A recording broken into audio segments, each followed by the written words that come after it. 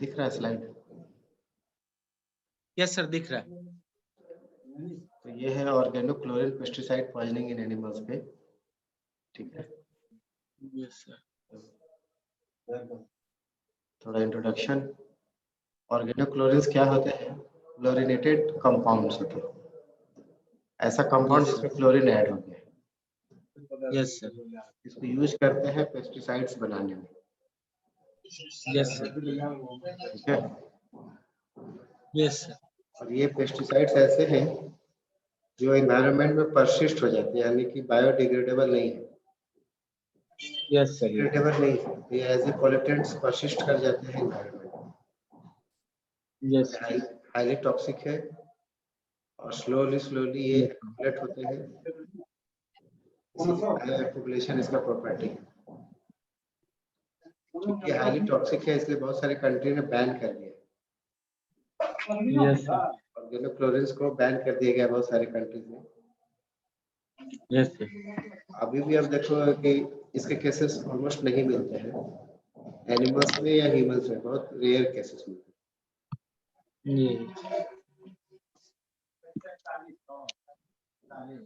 तो मैंने कहा हाईली परसिस्टेंट केमिकल्स है, लाइपोफिलिक होते हैं, तो बॉडी में ऐसे जगह पे डिपॉजिट होगा जहाँ पे लिपिड टिश्यू होते हैं, जहाँ पे लिपिड फैट एक्युमुलेशन होगा बॉडी पे, वहाँ पे जाके प्रेसिपिटेट कर जाएंगे, बायो एक्युमुलेशन होता है, हाई टॉक्सिसिटी है इसका, ठीक है। इसको यूज करते हैं हम लोग पेस्टिसाइड बनाने में, ऑर्गेनोक्लोरिन्स को। हम लोग पेस्टिसाइड्स को ही पढ़ेंगे आज। नेचर में ऑर्गेनोक्लोरिन्स कहाँ मिलते हैं? हर जगह पे मिलते हैं, हर चीज में मिलता है, ठीक है। जैसे अल्कलॉइड्स हो, एमिनो एसिड्स हो, स्टेरॉइड्स हो, फैटी एसिड्स हो, हर चीज में पाया जाता है। और जब जंगलों में जब आग लगता है ना, यस सर, तब भी ऑर्गेनोक्लोरिन्स का फॉर्मेशन हो जाता है। और जो ऐश होंगे, फॉरेस्ट फायर के बाद जो ऐश होंगे उसमें मिलते हैं ऑर्गेनोक्लोरिन्स। तो नेचर में प्रोड्यूस होते रहते हैं, नेचर में बहुत तरह से पाया जाता है, हम लोग उसको यूज कर लेते हैं फॉर पेस्टिसाइड फॉर्मेशन, ठीक है। ऑर्गेनोक्लोरिन पेस्टिसाइड्स जो है इसको दो ग्रुप में बांट के हम लोग पढ़ते हैं, एक है डीडीटी टाइप, एक डीडीटी टाइप वाले हैं, और एक है एलिसाइक्लिक टाइप वाले। दो ग्रुप बांटे on the basis of mechanism of action, कैसे बॉडी पे एक्ट करता है उस हिसाब से दो ग्रुप हो गए, एक डीडीटी वाला ग्रुप हो गया, एक एलिसाइक्लिक ग्रुप हो गया।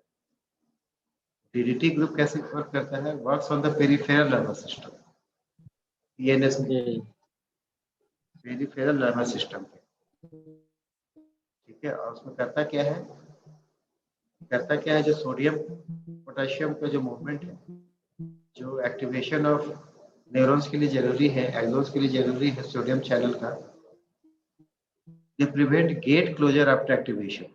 यानी एक बार एक्टिवेट हो जाता है तो डीपोलराइजेशन नहीं हो पाता, पोलराइजेशन में चला जाएगा, डीपोलराइजेशन नहीं हो पाता।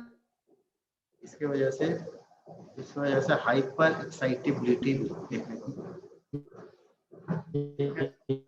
हाइपर एक्साइटेबिलिटी, सीजर आना, कन्वर्सन्स आना, फिट्स आना, क्योंकि ये एक्टिवेटेड रह जाते हैं, डिपोलराइजेशन नहीं हो पाता due to closure of the sodium channel. जो दूसरा ग्रुप है उसमें है क्लोरिनेटेड साइक्लोडाइन्स, जैसे कि एल्ड्रीन, डायल्ड्रीन, एंड्रीन, हेप्टाक्लोर, क्लोरोडेन, एंडोसल्फान। ये पीएनएस पे काम नहीं करते, ये सीएनएस पे काम करते हैं, सेंट्रल नर्वस सिस्टम।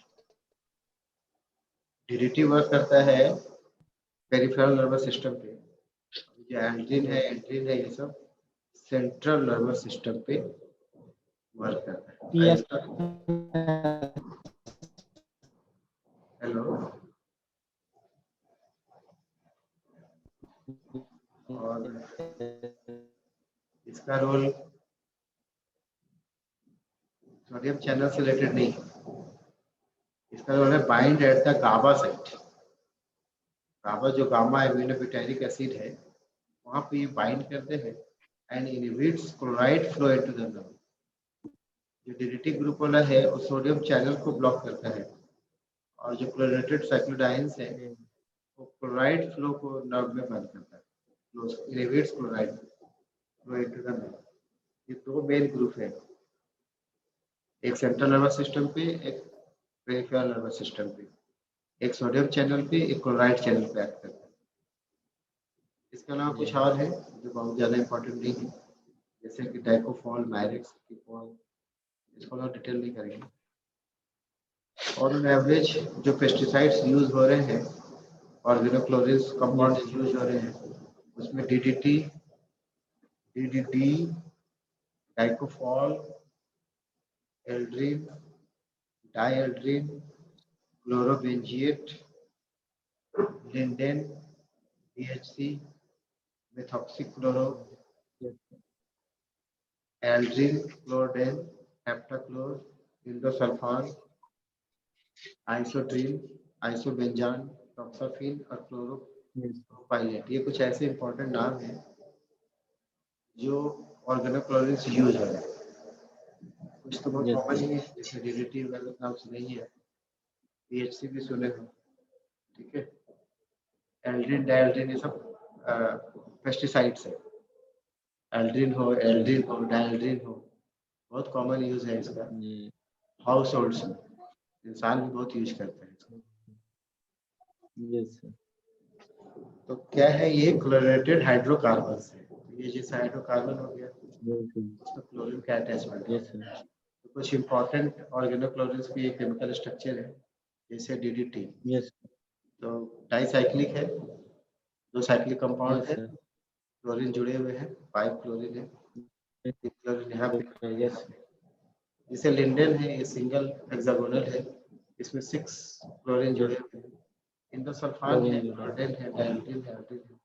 इस स्ट्रक्चर को देख लीजिए। अब रिगार्डिंग टॉक्सिसिटी, तो जो बहुत इंपॉर्टेंट है डीडीटी है। डीडीटी का फुल फॉर्म है dichloro diphenyl diphenyl trichloroethane, trichloroethane, इसी को हम बोलते हैं DDT. Dichloro diphenyl trichloroethane, C14H9Cl5। Yes sir. ये स्ट्रक्चर है फुल फॉर्म है डीडीटी का।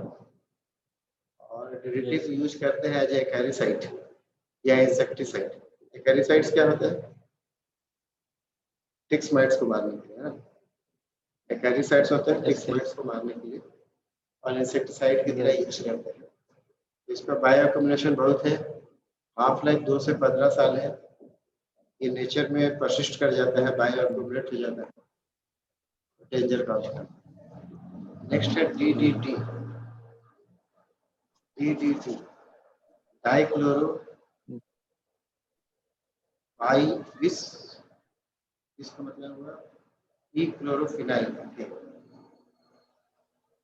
डीडीटी का पूरा नाम है डाइक्लोरो इस क्लोरोफिनाइल।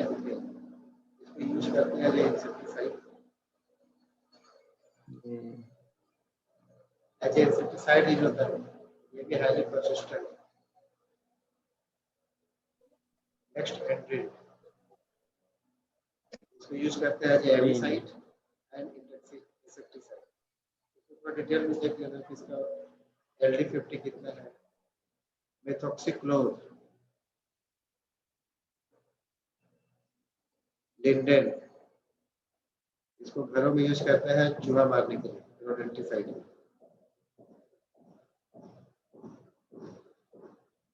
एल्ड्रिन, ये भी घर में यूज होता है इंसेक्टिसाइड के लिए। तो जो मोड ऑफ एक्शन है मैंने बताया, अदर देन डीडीटी ग्रुप वाले जितने हैं वो सेंट्रल नर्वस सिस्टम पे एक्ट करते हैं। Regarding mode of action, other than DDT ज्यादातर कहाँ यूज काम करते हैं? सेंट्रल नर्वस सिस्टम पे। गाबा एंटागोनिस्ट होते हैं। गाबा एंटागोनिस्ट होते हैं, जैसे कि साइक्लोडायल्स, ये गाबा एंटागोनिस्ट है। इसकी वजह से क्या होता है, कैल्शियम आयन का इन्फ्लक्स या कैल्शियम मैग्नीशियम एटीपी पंप ये प्रॉपरली काम नहीं कर पाता। ठीक है, तो अदर देन डीडीटी सारे सेंट्रल नर्वस सिस्टम पे ही काम करते हैं और as a GABA antagonist inhibiting the calcium magnesium ATP pump is the main mechanism action. Regarding sign symptom toxicity, aldrin और डाइएल्ड्रिन इसका क्या इफेक्ट है नर्वस सिस्टम पे, रिप्रोडक्टिव सिस्टम पे, इम्यून सिस्टम पे, ट्यूमर कॉज भी करता है, एनीमिया कॉज करता है, वोमिटिंग कॉज करता है, कन्वल्सन्स कॉज करते हैं, सलाइवेशंस बहुत होगा, लॉस ऑफ बॉडी वेट होगा एंड डेथ भी हो सकता है। ठीक है, इसमें ह्यूमन का भी है और एनिमल्स का भी है। रिगार्डिंग क्लोडेन इसका भी मेन रोल नर्वस सिस्टम पे ही है, convulsions, tumour, incoordination. Regarding BHC या DDE it leads to skin problem, cyst होना, इचिंग होना, एक्जिमा होना, लिकोडर्मा होना। Regarding DDT vomiting, confusion, headache, incoordination, tumours, anaemia, anorexia, anxiety, muscular weakness, hyper excitability, tumour भी cause कर सकता है। In birds it's lead to egg shell thinning, birds का egg shell proper develop नहीं हो पाता है by effect of DDT. Regarding lindane ये लीवर डैमेज करेगा, किडनी डैमेज करेगा, नर्वस सिस्टम को डैमेज करेगा, इम्यून सिस्टम को डैमेज करेगा, रिप्रोडक्टिव सिस्टम को भी करेगा और हाईली कैंसरस है। रिगार्डिंग मेथोक्सिक्लोर ये रिप्रोडक्टिव सिस्टम को इफेक्ट करता है, reduced fertility. On an average क्या क्या सिम्टम्स मिलेंगे, साइन एंड सिम्टम्स, तो सब रिलेटेड टू नर्वस सिस्टम मिलेगा, जिसमें पैरास्थेशिया होगा, सीजर्स होगा, एपिलेप्सी होगा, रेस्पिरेटरी फेलियर होगा एंड डेथ हो जाएगा। ठीक है, ये सारे सिम्टम नर्वस सिस्टम से रिलेटेड हैं। जो सिंड्रोम दिखेंगे उसमें नौजिया है, वोमिटिंग है, डिजीनेस है, ट्रीमर्स है।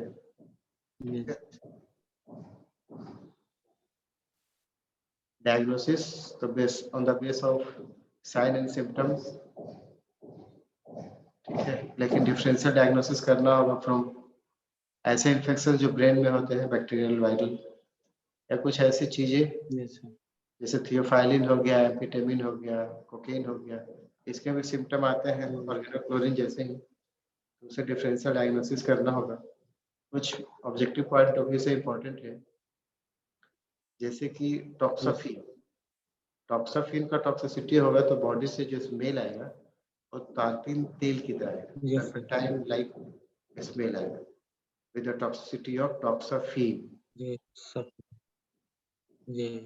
और जब इंडोसल्फान से होगा तो जो स्मेल आएगा वो सड़े हुए अंडे की तरह आएगा, smell of rotten eggs due to its high sulphur content. तो ऑब्जेक्टिव के लिए इंपॉर्टेंट है। तो स्मेल हो गया, साइन सिम्टम्स हो गया, प्लस रेडियोग्राफी हो गया। रेडियोग्राफी से भी पता चलता है, क्योंकि जो ऑर्गेनोक्लोरिन्स होते हैं वो रेडियो ओपेक होते हैं, रेडियो ओपेक होने की वजह से रेडियोग्राफी में दिख जाता है। और सैंपल कलेक्शन करना होगा, आपको सीरम लेना होगा, यूरिन लेना होगा, टिश्यू लेना होगा, by help of gas chromatography final diagnosis होगा यूजिंग गैस क्रोमेटोग्राफी। ठीक है, लिंडेन के केस में, लिंडेन के केस में सीरम लेवल जब 0.02 से 0.2 तक हो जाए तो समझ लीजिए कि टॉक्सिक लेवल में पहुंच गया। और ये नोन फैक्ट है कि इस तरह की टेस्टिंग फैसिलिटी हम लोग पास नहीं है, अच्छे लैब्स में नहीं है। Yes sir. तो अगर आप कहीं भेजते भी है तो प्लान करेगा टेस्टिंग में, तो उसमें दिनों लग जाता है, सप्ताह लग सकता है। इसलिए यस सर। मतलब ट्रीटमेंट पॉइंट ऑफ व्यू से on the basis of clinical science and symptoms आपको मैनेजमेंट शुरू कर देना चाहिए, लैबोरेटरी डायग्नोसिस का वेट नहीं करना चाहिए। रिगार्डिंग ट्रीटमेंट स्पेसिफिक एंटीडोट नहीं है कि एक चीज दिए ठीक हो गया, वैसा कोई एंटीडोट नहीं, जी। ठीक है। यस। सिम्टम वाइज उसका ट्रीटमेंट करना होगा। और इन जनरल जो टॉक्सिन्स के लिए होते हैं, जैसे एक्टिवेटेड चारकोल देते हो आप, गैस्ट्रिक लवास कराते हैं आप, वो कराना है। Yes sir. प्लस इसका जो रिस्पायरेटरी सिस्टम है उसको आर्टिफिशियली मेंटेन करके रखना है, सांस लेता रहे, उसको यस सर। करीब से देखना है, जानना है। कुछ जो टेक्निकल ट्रीटमेंट है उसमें लाइपोफिलिक कंपाउंड को यूज कर सकते हो, क्योंकि ऑर्गेनोक्लोरिन्स लाइपोफिलिक होते हैं। तो अगर आपके पेट में यस इंटेस्टाइन सर। में कोई लाइपोफिलिक कंपाउंड चला जाए तो ऑर्गेनोक्लोरिन उसी से कंबाइन कर जाएगा और फीकल मटेरियल से बाहर निकल जाएगा, ब्लड में नहीं जाएगा।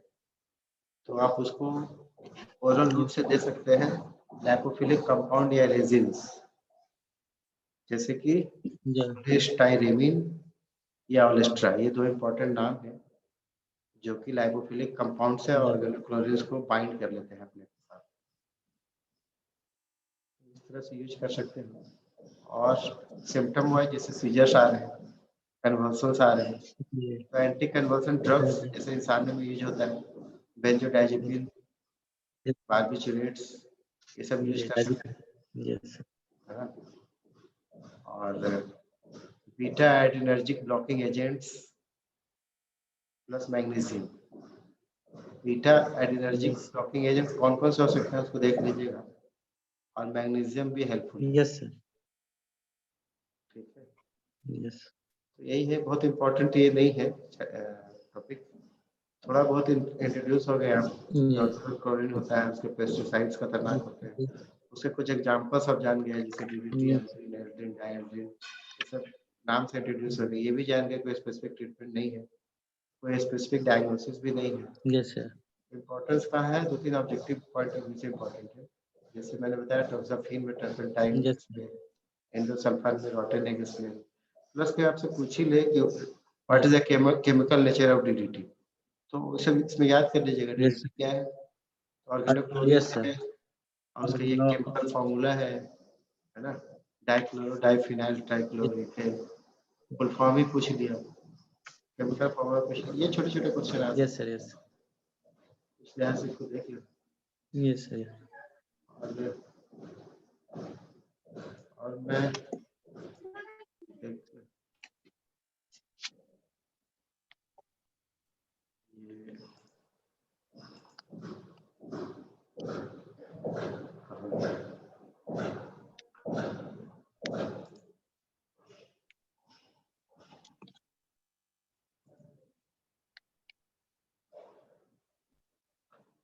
इसको देखिए, ये भी मुझे पढ़ाना था आपको, दिख रहा है आपको, ऑर्गेनोफॉस्फेट पॉइजनिंग।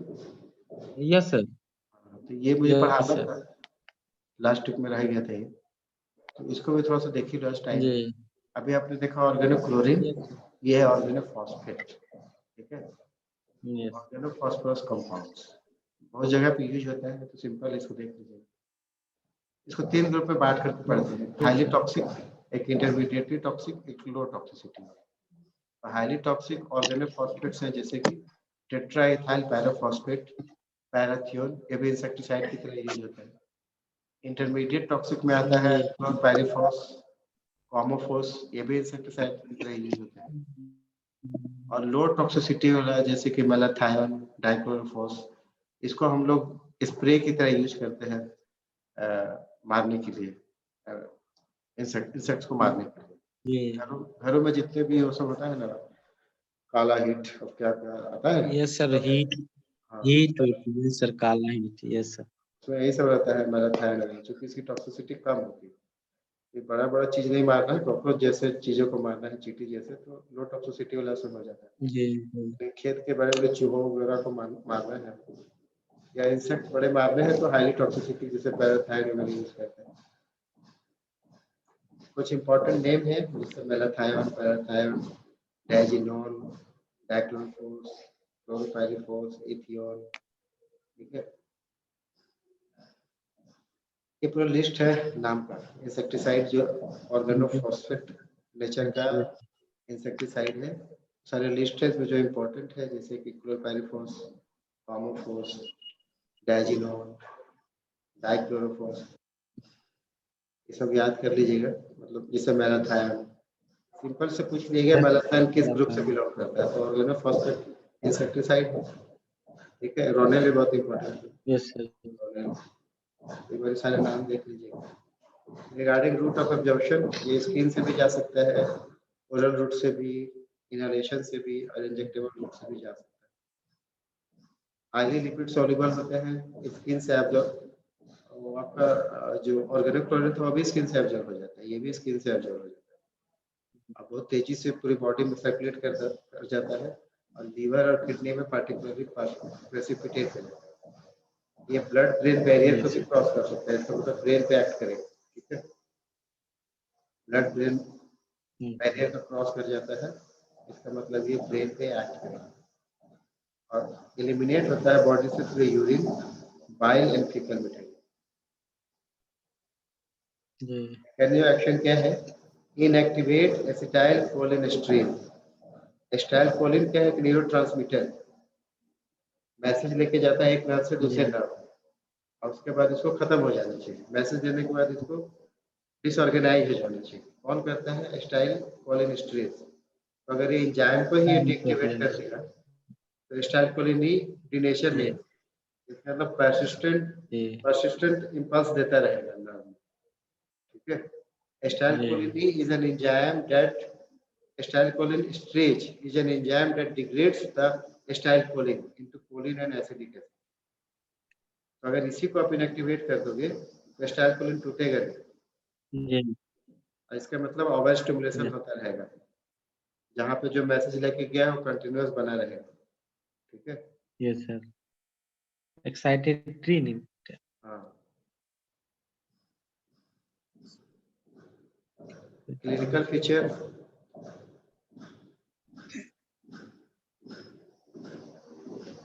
क्या है? वोमिटिंग है, डायरिया है, एब्डोमिनल पेन है, ये भी है, मस्कुलाइन इफेक्ट है, निकोटिनिक इफेक्ट है, सेंट्रल रिसेप्टर स्टिमुलेशन है और कुछ इंपॉर्टेंट है जैसे गार्लिक स्मेल की तरह आता है। Yes sir, garlic cardiovascular system पे, gastro intestinal respiratory nervous system सब पे इफेक्ट करेगा और मौत हो सकता है विदिन 24 आवर, 10 घंटे के अंदर मर सकता है। ठीक है, यहाँ पे थोड़ा डिटेल है जैसे कि hypersalivation, miosis, frequent urination, diarrhoea, colic, dyspnoea, muscle fasciculation, weakness, seizures, convulsions, ये सब देखने को मिलेंगे क्योंकि सीएनएस पे इफेक्ट कर रहे हैं। रेस्पिरेटरी डिस्ट्रेस, इसके अलावा लिवर को भी डैमेज करता है, इम्यून सिस्टम को भी डैमेज करता है। यहाँ पे याद करने का तरीका है डम्बल्स, जो diarrhoea, urination, miosis, bronchorrhoea, bronchus, emesis, lacrimation, salivation, sweating, याद हो जाएगा। Muscle weakness, fatigue, yes sir, confusion, seizures. Lesions में क्या होंगे? कोई स्पेसिफिक लीजन्स नहीं होता है, मगर लंग में एडिमा होगा, कंजेशन होगा, हेमरेज होगा, इंटेस्टाइन में भी हेमरेज और एडिमा होगा। ठीक है, हेमरेज और एडिमा लंग्स में और इंटेस्टाइन में मैक्सिमम दिखेगा। Diagnosis, history of injection of poison, sign and symptoms और ट्रीटमेंट। अगर एट्रोपिन से कर रहे हैं और इम्प्रूवमेंट हो रहा है इसका मतलब ऑर्गेनो फॉस्फेट था, तो एट्रोपिन इसका एंटीडोट है। ठीक है, यस सर, ये इम्पोर्टेंट है। ऑर्गेनोफॉस्फेट कंपाउंड से जब होगा पॉइजनिंग तो ऐसा स्मेल आएगा, गार्लिक लाइक ये गार्लिक लाइक, ये भी डायग्नोसिस में मदद करता है। रिगार्डिंग ट्रीटमेंट, डिकंटामिनेशन, स्किन को डिकंटामिनेट कीजिए, जो स्किन से भी घुस जाता है। सबसे इम्पोर्टेंट है एट्रोपिन देना है आपको, ऑक्साइम देना है। Yes sir. एट्रोपिन और ऑक्साइम ये दोनों एकदम याद जी। रखना यस। है। डोज रेट है एट्रोपिन किस डोज फ्रूट में देते हैं, किस रूट से देते हैं, ये सब है इसमें देखना है।